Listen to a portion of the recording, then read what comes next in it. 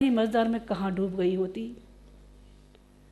दूसरा गुरुदेव की परीक्षा की घड़ियाँ तब आई जब गांधी जी ने सत्याग्रह आंदोलन शुरू किया।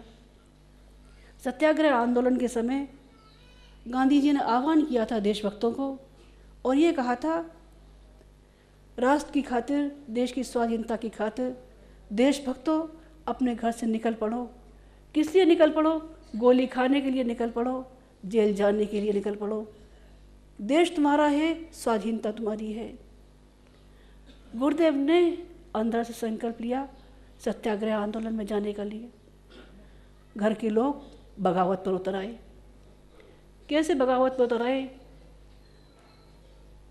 किसी ने अनशन की धमकी दी, किसी ने आत्महत्या की धमकी दी, किसी ने दादी जी को ये पाठ पढ़ा दिया, ये लड़का तो बिगड़ गया है, ये बाहर जा रहा है आत्महत्या के लिए।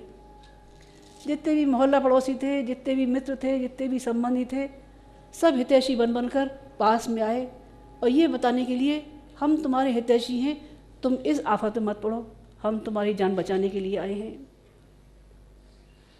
उनको दादी जी को ये कह दिया कि आप इनको ये कहो कि लाखों की संपत्ति जो है उसमें से तुम्हें हिस्सा नहीं मिलेगा, ये सब बाकी भाइयों के नाम कर दी जाएगी।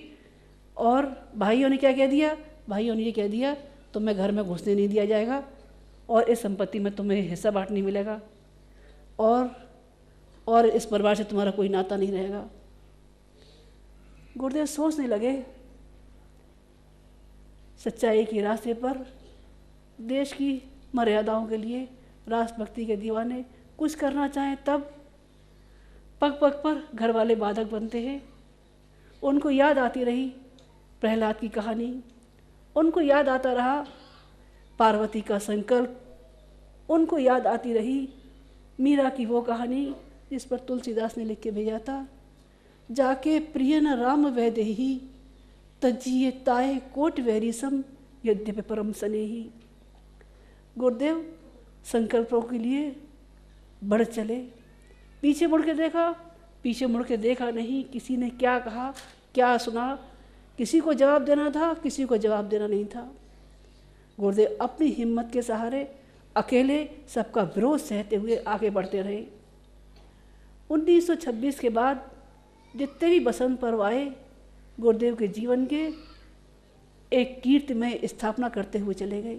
चाहे वो राष्ट्र की बलवेदी के रहे हों, चाहे सामाजिक क्रांति के हों, चाहे मिशन की रूपरेखा के हों, गुरुदेव से जो भी मिला वो निहाल होता हुआ चला गया।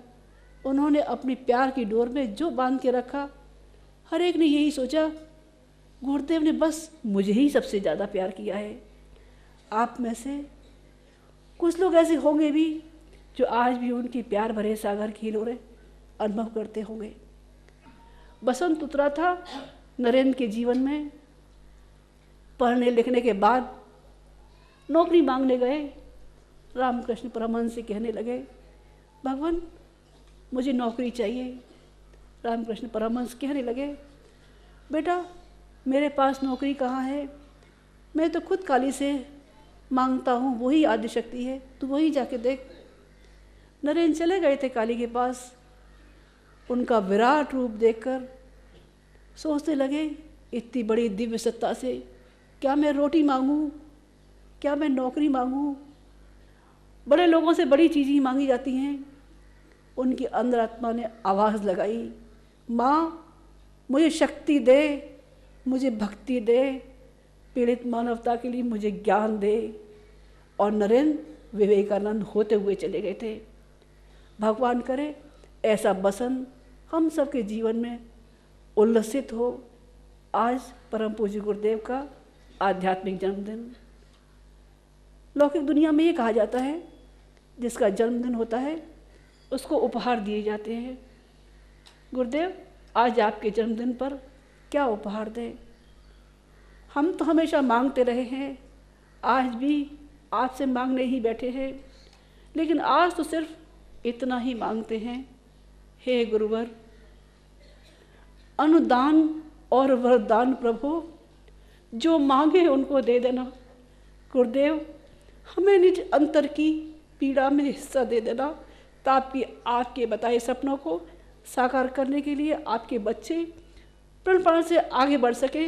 आपके जीवन में जैसा बसंत आया था, आपके बच्चों के जीवन में भी वैसा बसंत आए।